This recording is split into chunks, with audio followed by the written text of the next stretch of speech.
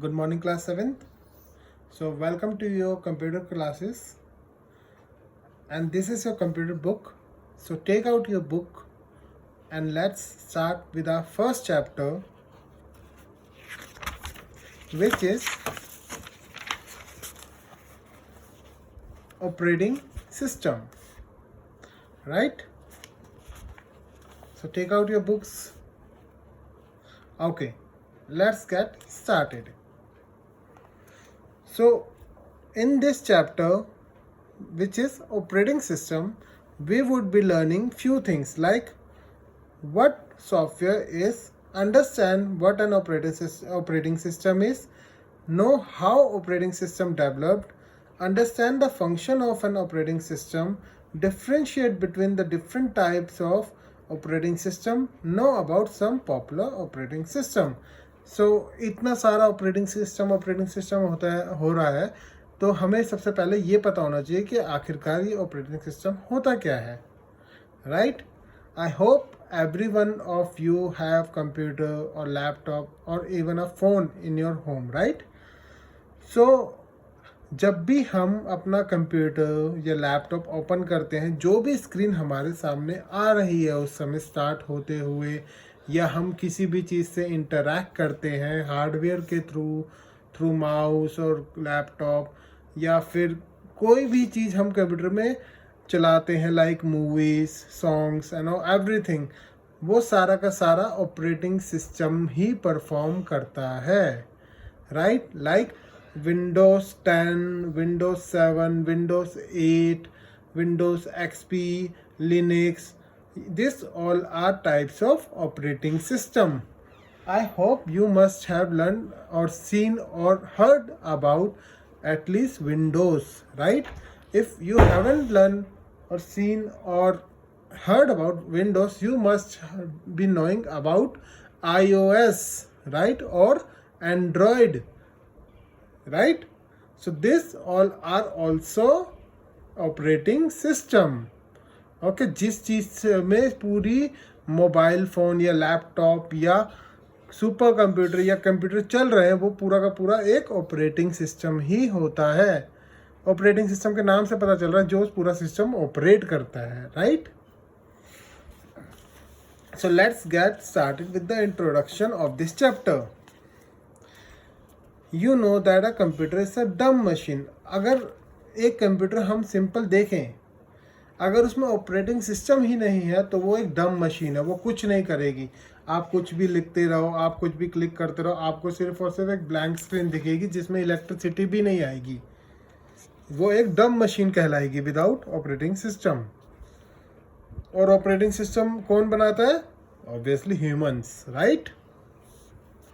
You know that a computer is a dumb machine that cannot act without human help, right? It requires specific instruction from human being to perform specific task. अब इसको computer को सारा का सारा task भी कौन provide करता है? ह्यूमन. अगर हमने सामने लैपटॉप छोड़ दिया या कंप्यूटर छोड़ दिया, फ़ोन छोड़ दिया और हमने कुछ नहीं किया, लाइक वो ऐसे ही पड़ा हुआ, तो वो कुछ भी नहीं करेगा जब तक हम उसमें कुछ करना ना चाहे. Right? A set of such instruction is known as program. जो भी हम कोई भी टास्क देते हैं, कोई भी इंस्ट्रक्शन देते हैं कंप्यूटर को, उन सेट ऑफ सच इंस्ट्रक्शन को हम क्या कहते हैं? It is called program. And programs, different types of inter related programs, अलग अलग प्रोग्राम्स से मिलके बनता है हमारा software. Okay, a set of inter related programs is known as software. Right? Software can be classified as system software and application software. So basically there are two types of software. What are those? System software and application software. System software is made up of operating system and utility function that are crucial to the working of computer. So system software क्या होता है और वो किस चीज़ से बना होता है? System software is किस चीज़ से बना है? एक तो ऑपरेटिंग सिस्टम से बना है. राइट? और थोड़े बहुत यूटिलिटीज़ प्रोग्राम्स होते हैं like debugger, interpreter, compiler, loaders, जो कि हम 6th क्लास में पढ़े थे, बट हम इस क्लास में भी पढ़ेंगे. ओके, so उन programs system software is made up of operating system and utility program that are crucial to the working of computer. This program help manage and maintain computer hardware.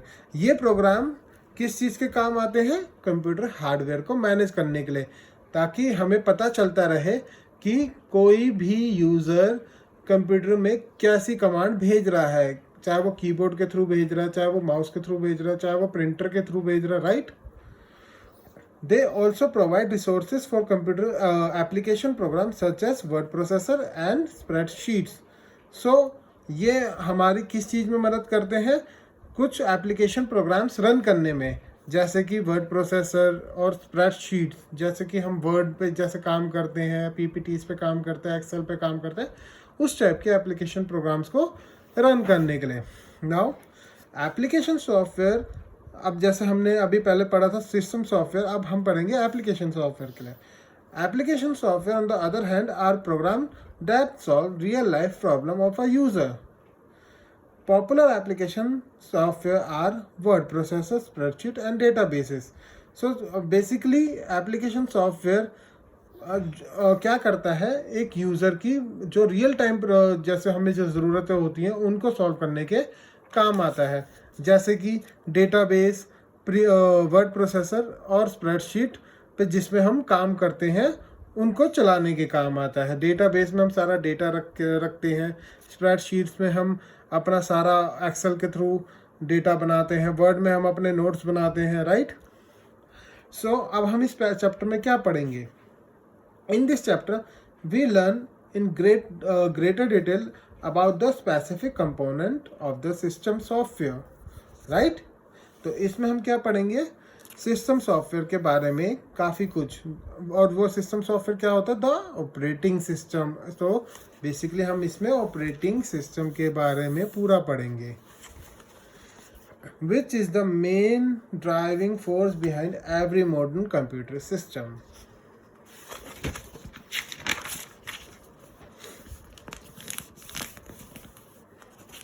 Okay, the operating system is the most important program that run on computer because it manages all the other program. जैसे मैंने आपको बताया, operating system सबसे important thing, most important program है एक computer का, जिसके through सारी चीज़ें कंप्यूटर में चलती हैं, right?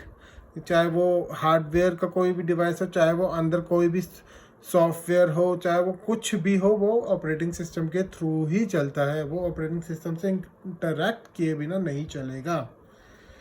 In a special software that manages system resources, it coordinates the activity of the computer system. It also facilitates the sharing of the system resources among different application. मतलब एक resource को different applications के बीच में बांटना भी operating system का काम होता है. Means system resources can be, अब सिस्टम रिसोर्सेज क्या होते हैं? लाइक मेमोरी, रैम, रोम, सब हमने ये प्रीवियस क्लासेस में पढ़ा है. लाइक रैम, अब जैसे कभी भी हम किसी भी एप्लीकेशन को रन करते हैं तो हमारी उसमें रैम यूटिलाइज होती है. तो एक साथ हम 3-4 एप्लीकेशंस भी खोल सकते हैं, 3-4 सिस्टम सॉफ्टवेयर खोल सकते हैं. तो सारे के सब में अलग अलग रैम को डिस्ट्रीब्यूट करना भी ऑपरेटिंग सिस्टम का काम होता है, जिसके थ्रू वो रन होता है. The operating system provide a platform for application software to run. जितनी भी एप्लीकेशन सॉफ्टवेयर रन होती है वो किसके अंदर रन होती है? ऑपरेटिंग सिस्टम के अंदर, ठीक है? It act as a host for such applications. वो एक होस्ट का ही काम करता है, पूरा का पूरा सब कुछ वही चलाता है. As a host it frees application program from having to manage hardware details.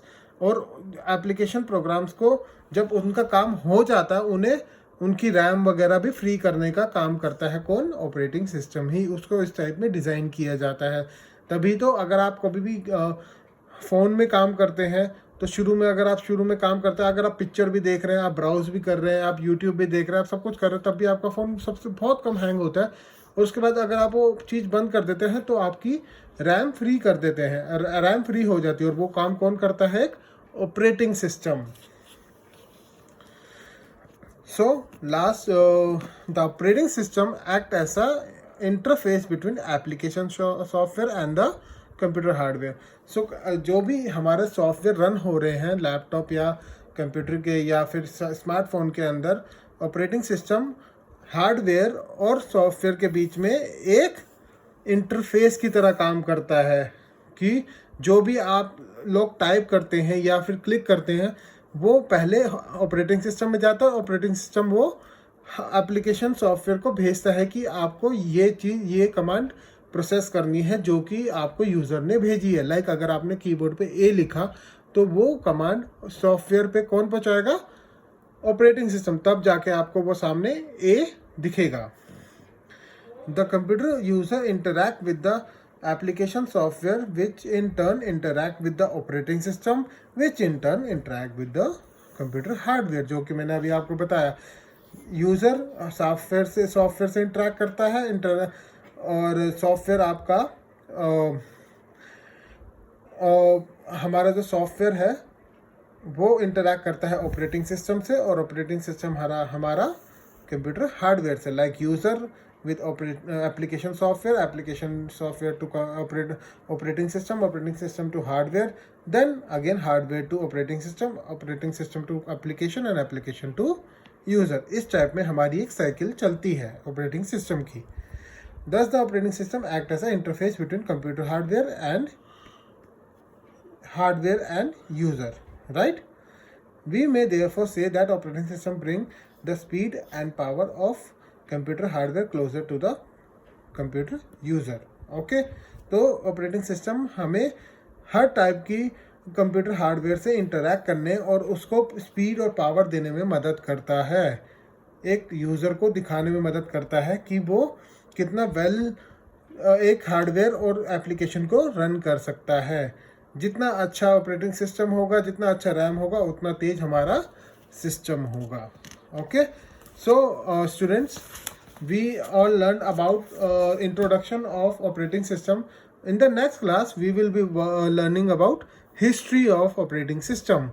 So अगर आपको कोई भी प्रॉब्लम आए इसे पढ़ने में या फिर आपको कोई भी कन्फ्यूजन लगे, आप मुझे वापस इसे व्हाट्सएप में पूछ सकते हैं, राइट? सो आज के लिए हम इतना ही पढ़ेंगे। Thank you students, that's all for the day.